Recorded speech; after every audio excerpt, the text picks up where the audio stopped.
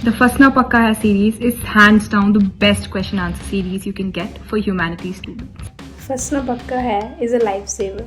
हर सवाल का जवाब फंसना पक्का है, ये नहीं देखा तो क्या देखा। स्वागत है ह्यूमैनिटीज की नंबर 1 क्वेश्चन आंसर सीरीज में। 3, 2, 1, let's go. Describe the composition of export trade off India. 2 question है, पहले 2 क्वेश्चन एक एक्सपोर्ट का पूछ रहा है, एक इंपोर्ट का पूछ रहा है। दोनों ही इंपॉर्टेंट है, आपसे बनना चाहिए। अलग अलग तरीके से ये आएगा। एंड दूसरा जो तरीके वाला क्वेश्चन है ना, ये आपका इंट्रोडक्टरी पॉइंट भी बन सकता है कि जो कॉम्पोजिशन ऑफ इंडियाज एक्सपोर्ट रहा है वो over the past years change हुआ है। तो ये आपका इंट्रोडक्टरी पॉइंट हो गया। लेकिन क्या चेंज हुआ है ये लिख के आना कि पहले हमारा share of agricultural and allied products ज्यादा था। एग्रीकल्चर आप समझते हैं, एलाइड प्रोडक्ट मतलब इसके जो सपोर्टिंग प्रोडक्ट्स हैं, हमारा डेयरी हो गया, बाकी चीजें हो गई, तो इनका जो शेयर है एंड मैन्युफैक्चरिंग गुड्स का जो शेयर है इट हैज डिक्रीज्ड। पहला पॉइंट हो गया। Crude petroleum and it's product and other commodities जो है इट हैज इंक्रीज, ये दूसरा पॉइंट हो गया। फिर हमारे जो ओर्स एंड मिनरल्स हैं ये 2015-16 से लेकर 2021-22 तक लगभग सिमिलर इनका कॉम्पोजिशन, हमें इनका सिमिलर शेयर देखने को मिल जाता है। अब डिक्लाइन क्यों हुआ है कुछ चीजों का, हमें आइटम जो ट्रेडिशनल आइटम्स थे, ट्रेडिशनल यानी कि वो प्रोडक्ट जो हम हमेशा से एक्सपोर्ट कर रहे थे, उनका हमें डिक्लाइन देखने को मिला है due to tough international competition. Agricultural items जो हमारे हैं, जैसे कि कैश्यू हो गया, ये एक ऐसा आइटम है जो ट्रेडिशनल एग्रीकल्चरल आइटम था जिसका हमें एक्सपोर्ट में इंडिया के डिक्लाइन देखने को मिला है। फिर फ्लोरिकल्चरल प्रोडक्ट्स यानी कि सारे वो जो फूलों से रिलेटेड जितने भी प्रोडक्ट होते हैं ना, उनका हमें एक्सपोर्ट में इंक्रीज देखने को मिला है। Fresh fruits, marine products, sugar, इनका हमें इंक्रीज देखने को मिला है।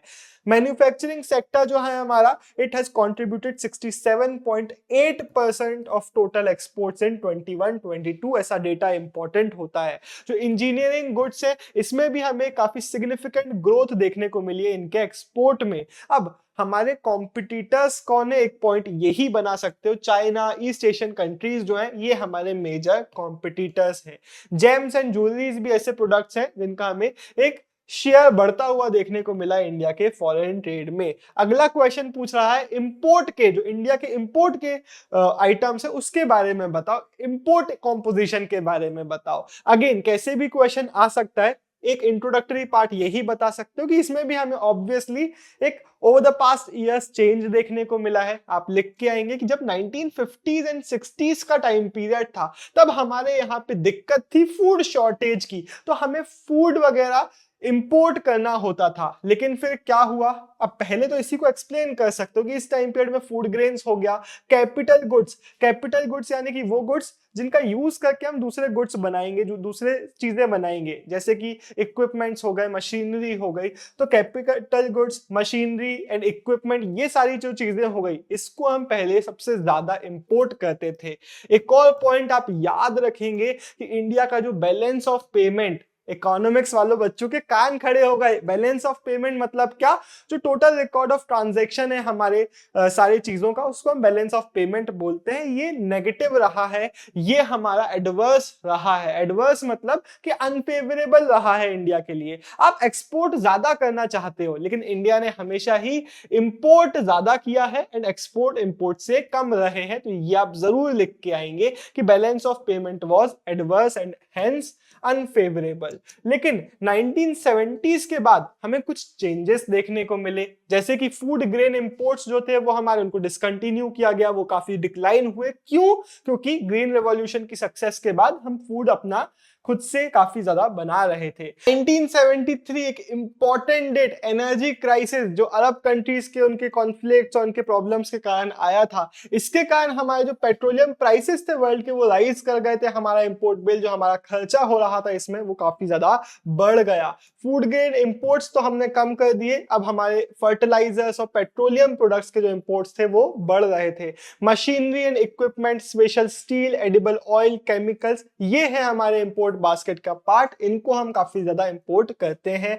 एंड पेट्रोलियम प्रोडक्ट्स का जो इंपोर्ट है अब वो बढ़ रहा है। क्या दिखाता है कि हमारे यहाँ पे इंडस्ट्रियलाइजेशन हो रहा है, हम फ्यूल की तरह उसको यूज कर रहे हैं, एंड हेंस हमारे यहाँ पे स्टैंडर्ड ऑफ लिविंग भी बढ़ रहा है, ये हमें इसके थ्रू पता चलता है। लेकिन जब इसके प्राइसेस मार्केट में अप डाउन होते हैं उसके कारण कई बार हमारा जो इंपोर्ट पे खर्चा है इस पे वो काफी ज्यादा बढ़ जाता है।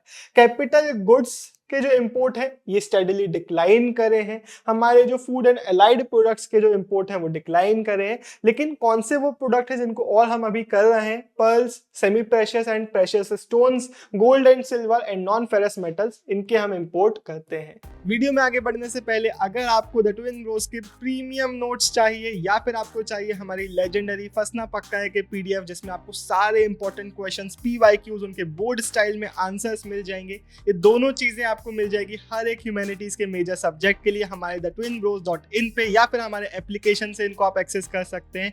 लिंक आपको डिस्क्रिप्शन में मिल जाएगा, चेक करना मत भूलना। अब हम बढ़ते हैं वीडियो में आगे। अगला question, explain the changing nature of India's international trade. ये आता है, ये क्वेश्चन इंपॉर्टेंट क्वेश्चन है, लेकिन इसको हमने कवर कर लिया है। जो हमने डिस्कस किया ना, अब हमें उसको कंबाइन करके यहाँ पे इंफॉर्मेशन में डालना पड़ेगा। तो वही चेंज के बारे में जो क्वेश्चन पूछ रहा है, तो उसी को आप सारे पॉइंट्स देख सकते हैं जो पीछे डिस्कस किए वही वाले हैं। फटाक से इसको हम देख के आगे बढ़ते हैं। पहला इंट्रोडक्टरी पार्ट है कि वॉल्यूम, कॉम्पोजिशन एंड डायरेक्शन में हमारा जो ट्रेड है वो चेंज हुआ है। हमारा जो फॉरेन ट्रेड है वो बढ़ा तो बहुत ज्यादा है, लेकिन स्टिल हमारे जो इंपोर्ट्स हैं वो एक्सपोर्ट्स से काफी ज्यादा रहे हैं हमेशा ही। अब हमें चेंजेस के बारे में बताना पड़ेगा, तो लिखेंगे कि प्राइमरी प्रोडक्ट से अब हम बाकी प्रोडक्ट्स में शिफ्ट हो रहे हैं। तो ये सारी जो चीजें हैं जिसको हम एग्रीकल्चर के बदले इंपोर्ट कर रहे हैं।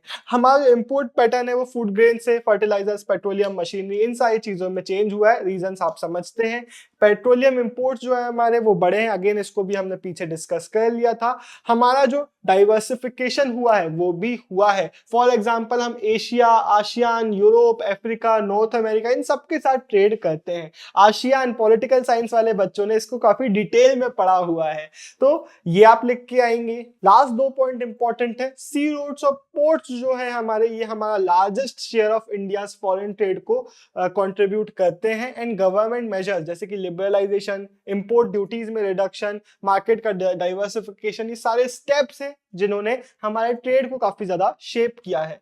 अब हम बढ़ते हैं नेक्स्ट क्वेश्चन पे, explain the characteristic of India's foreign trade. तो अब कैरेक्टरिस्टिक में आपको यही पॉइंट्स को एक्सप्लेन करके आना पड़ेगा। पहली चीज होगा कि वॉल्यूम एंड वैल्यू में हमारा जो ट्रेड है वो काफी ज्यादा बड़ा है, लेकिन ऑब्वियसली सेम पॉइंट हमारा जो इंपोर्ट है वो ज्यादा रहा है। अगेन ये जो पॉइंट्स हैं हमारे वो पूरे आपको पिछले आंसर में देखने को मिल गए थे, मैंने आपको एक्सप्लेन कर दिए थे। क्वेश्चन उसी चीज को पूछ रहा था थोड़ा अलग तरीके से, तो वही चीज आप यहाँ पे भी लिख के आ रहे होंगे। आप चाहें तो एक बार पॉज करके इसको पढ़ सकते हैं। याद रखेंगे कि अच्छा इंट्रोडक्शन और कंक्लूजन के लिए पॉइंट है, इंडिया का जो वर्ल्ड ट्रेड में जो कंट्रीब्यूशन है वो शेयर जो है वो स्मॉल है, लेकिन एक बहुत सिग्निफिकेंट रोल हम प्ले करते हैं वर्ल्ड इकोनॉमी में। Explain the role of sea ports as gateways of India's international trade. ये लाइन नट्टा मार सकते हो, सी पोर्ट का कभी भी क्वेश्चन आएगा तो यही एक इंट्रोडक्टरी पार्ट बना देना कि they act as a gateway of India's international trade. अब क्यों ऐसा, उसको हम यहाँ पे देख लेते हैं। मोस्ट ऑफ इंडिया जो फॉरेन ट्रेड है वो सी रूट से ही होता है, एंड हेंस पोर्ट्स बहुत इंपॉर्टेंट एक काम करते हैं, एक रोल प्ले करते हैं इस ट्रेड में। इंडिया के पास एक मैसिव कोस्ट लाइन है, हमारे पास नीचे 3 साइड से हम सी से कवर्ड हैं, विच फेवर्स हमारा कि हम डेवलपमेंट ऑफ पोर्ट्स कर सकते हैं। एंड पोर्ट्स के through cheap and efficient mode of transport हमें मिलता है हैवी एंड बल्की गुड्स के लिए, जिसको हम लॉन्ग डिस्टेंसेस में ट्रेड कर पाते हैं। Port serve as a nodal point. अब देखो इसका क्वेश्चन भी ऊपर डला हुआ है जो बच्चों को कंफ्यूज कर देगा कि explain why ports are called nodal point. इसका मतलब क्या है? पोर्ट बेसिकली एक कनेक्टिविटी का पॉइंट की तरह भी सर्व करते हैं, कनेक्टिविटी प्रोवाइड करते हैं बिटवीन रेलवेज एंड रोड्स और सी रूट्स के बीच में, कि भाई पूरा जो हमारा इनलैंड जो हमारा ट्रांसपोर्टेशन होता है रोड्स वगैरह के थ्रू, वो पोर्ट्स तक आते हैं, पोर्ट्स के थ्रू फिर बाहर जाते हैं। तो बेसिकली सी रूट्स और लैंड रूट्स में एक कनेक्टिविटी प्रोवाइड करने का काम भी ये कर रहे होते हैं। हमारे जो पोर्ट है इनके हिंटरलैंड मतलब क्या कि ये एक पोर्ट है तो उसके पीछे का जो भी पूरा एरिया है जिसको वो सर्व कर रहा है, जिसको वो इकोनॉमिकली इम्पैक्ट कर रहा है कि यहाँ के गुड्स पोर्ट के थ्रू बाहर जा रहे हैं, बाहर के गुड्स आके यहाँ पे बिक रहे हैं या फिर यूज हो रहे हैं, तो ये हमारा जो पूरा हिंटरलैंड है उसको इम्पैक्ट करता है। पोर्ट जो है वो हमें रॉ मटेरियल्स को, मैन्युफैक्चर्ड गुड्स को इंपोर्ट करने में हेल्प करते हैं, एसेंशियल कमोडिटीज हमको इंपोर्ट करने में हेल्प करते हैं और बहुत सारी चीजें हम एक्सपोर्ट्स भी इनके थ्रू ही करते हैं। And hence development of ports has played a massive role in India's foreign trade and इसको एक्सपांड करने में इसने एक रोल प्ले किया है। Modernisation and increasing capacity of port ने इंडिया को एक higher volume of domestic and overseas trade करने में हेल्प किया एंड हेंस ये सारे रीजंस थे जिसके कारण हम बोल सकते हैं कि पोर्ट्स ने एक बहुत इंपॉर्टेंट हमारे फॉरेन ट्रेड में रोल प्ले किया है। लेकिन सिर्फ फॉरेन ट्रेड में नहीं, हमारे लोकल रीजन्स को, नेशनल हमारे मार्केट को इंटरनेशनल मार्केट से कनेक्ट करने में भी इसने काफी इंपॉर्टेंट रोल प्ले किया है। तो अब पोर्ट की बात आ ही गई है तो कुछ हम इंपॉर्टेंट पोर्ट्स की बात कर लेते हैं। Kandla port, Mumbai port, Kolkata port, इनका खुद का क्वेश्चन आ सकता है। यहाँ पे हमें एक कंबाइंड क्वेश्चन में इनकी डिटेल्स देखने को मिल रही है। तो क्वेश्चन अगर आपसे पूछता है कांडला पोर्ट के बारे में बताओ आपको क्या क्या पता है, इसको हम दीनदयाल पोर्ट नाम से भी जानते हैं। Situated at the head of the gulf of Kutch, ये आप याद रखेंगे, पहला पॉइंट आपका क्लियर हो गया।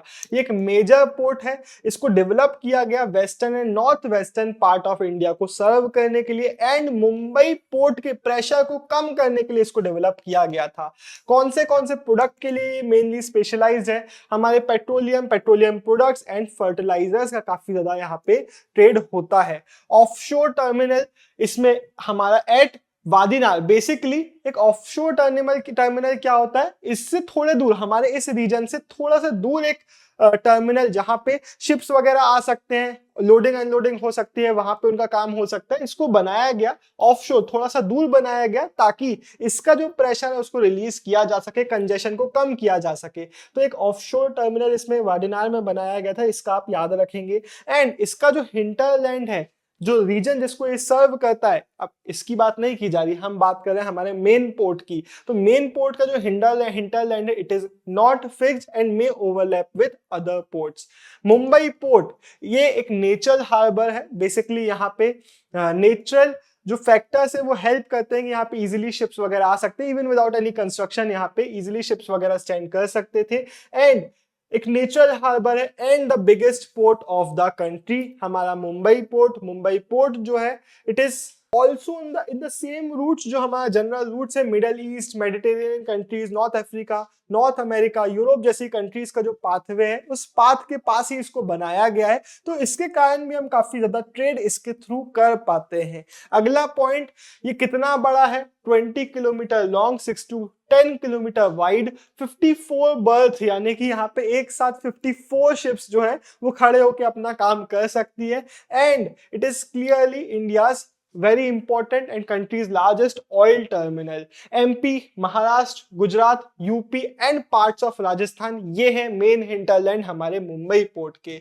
अगला a very important Kolkata port, located on the Hooghly river, 128 kilometre inland, मतलब बे ऑफ बंगाल से 128 किलोमीटर अंदर है। ये डायरेक्टली उसमें नहीं बनाया गया, तो बेसिकली अंदर साइड ये है। अब इसको ब्रिटिश ने बनवाया था एंड जब क्योंकि ये ब्रिटिश का कोलकाता कैपिटल था, इसने काफी ज्यादा इंपॉर्टेंस गेन करी हमारे इंडिया में। इस पोर्ट ने, जो पोर्ट था इसका थोड़ा सा सिग्निफिकेंस कम हुआ जब ट्रेड डाइवर्सिफिकेशन हुआ। विशाखापट्टनम, पारादीप और हल्दिया के जो पोर्ट्स थे उन्होंने थोड़ा सा अपना कंट्रीब्यूशन करना चालू किया, तो थोड़ा सा इसका जो वो था इंपॉर्टेंस वो कम हुआ है। एंड इसकी मेजर प्रॉब्लम आप याद रखेंगे कि जो हमारी रिवर है उसमें सिल्ट अक्यूमुलेशन के कारण मेजर प्रॉब्लम है जो इस पोर्ट को फेस करनी पड़ती है। इसके हिंटरलैंड क्या है, UP, Bihar, Jharkhand, west Bengal, Sikkim and north eastern states of India.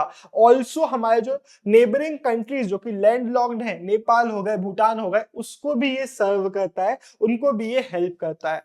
Important ports along with their features, एक एक करके हम कुछ पोर्ट्स की बात करेंगे। ये आपको थोड़ा डिफिकल्ट लग सकता है स्टार्टिंग में, लेकिन एक दो बार इसको अच्छे से सुनोगे तो याद हो जाएगा, तो अच्छे से इसको एक बार सुनो। सबसे पहले मर्मगांव पोर्ट कहाँ सिचुएटेड है? एट द ज्वारी एस्चुअरी ऑफ गोवा, यानी कि जहां पे जुआरी रिवर अरेबियन सी से मिलती है उस जगह पर ये लोकेटेड है, एक नेचुरल हार्बर है। एंड जब इसकी रीमॉडलिंग हुई 1961 में, अगर क्वेश्चन मरमगांव पोर्ट का आता है तो ये सारी डिटेल आपको लिखनी पड़ेंगी, अगर इतनी नहीं लिखोगे तो पॉइंट्स कम पड़ जाएंगे, इसलिए याद रखो 2-3 ही पॉइंट है। तो एक डिटेल ये हो गई, एक डिटेल क्या है नीचे, 1961 में इसकी रीमॉडलिंग हुई। इसके बाद आयरन और एक्सपोर्ट्स टू जापान यहाँ से बहुत सारे किए जाते हैं।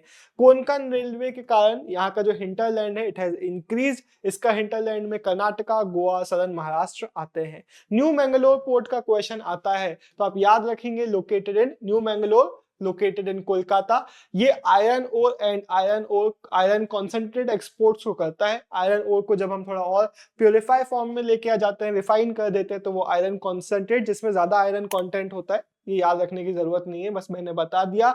इसके एक्सपोर्ट्स ये डील कर रहा होता है। Also deals in fertilisers, petroleum products and edible oils. Karnataka इसका मेन हिंटरलैंड है। कोची पोर्ट कहाँ पे है? हेड ऑफ वेम्बनाड कायल। वेम्बनाड कायल जो है वो यहाँ का बैकवाटर लेक है। It is also known as queen of the Arabian sea. ये क्वेश्चन एमसीक्यू में आ सकता है, आप इसकी डिटेल याद रखेंगे। एक नेचुरल हार्बर है एंड ये स्यूज कोलंबो जो रूट है उस पे लोकेटेड है, which is very advantageous for the port. ये किस किस को सर्व करता है? Kerala, southern Karnataka and south western Tamil Nadu. Paradip port again एक इंपॉर्टेंट नाम है। पारादीप पोर्ट जो है कहाँ लोकेटेड है? Mahanadi delta, about 100 kilometre away from Cuttack. It has a deep harbour जिसके कारण ये बड़े बड़े वेसल्स को सर्व कर सकता है। पारादीप पोर्ट से ये डिटेल आप बिल्कुल याद रखेंगे। ये mainly export of iron ore के लिए डेवलप्ड है and Orissa, Chhattisgarh and Jharkhand main hinterland area है इसके लिए।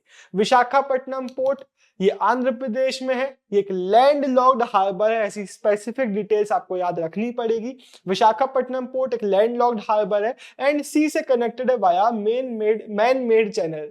अब ये जो है हमारा वो iron ore, petroleum and general cargo में डील करता है। हिंटरलैंड में आंध्र प्रदेश एंड तेलंगाना आते हैं। चेन्नई पोर्ट जो है हमारा, it is one of the oldest ports on the eastern coast. पहली डिटेल आप याद रखेंगे, ये एक आर्टिफिशियल हार्बर है बिल्ट इन 1859। दूसरी डिटेल आप याद रखेंगे, और ये ज्यादा बड़ी शिप्स के लिए सूटेबल नहीं है क्योंकि इसके जो नियर कोस्ट का जो एरिया है वो शैलो वाटर्स का है, जिसके कारण बड़ी शिप्स यहाँ पे नहीं आ सकती। तमिलनाडु और पुडुचेरी इसके मेन हिंटरलैंड्स है। आज का हमारा आखिरी क्वेश्चन, जिसको देखने के पहले तुम मुझे कमेंट में बताओगे तुम्हारी क्लास में कितने बच्चे हैं? 10 हैं, 5 हैं, 2 हैं, 20 हैं, 25 हैं? कितने बच्चे हैं तुम्हारी क्लास में?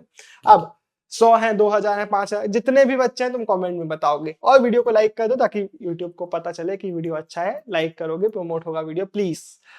Importance of airports, discuss the importance of air transport. सबसे पहले बेसिक क्वेश्चन है ये, ऐसा बेसिक क्वेश्चन किसी भी चैप्टर से आ सकता है, आपको बनना ही चाहिए। Fast transport, goods and passengers के लिए एक फास्ट मीडियम है ये।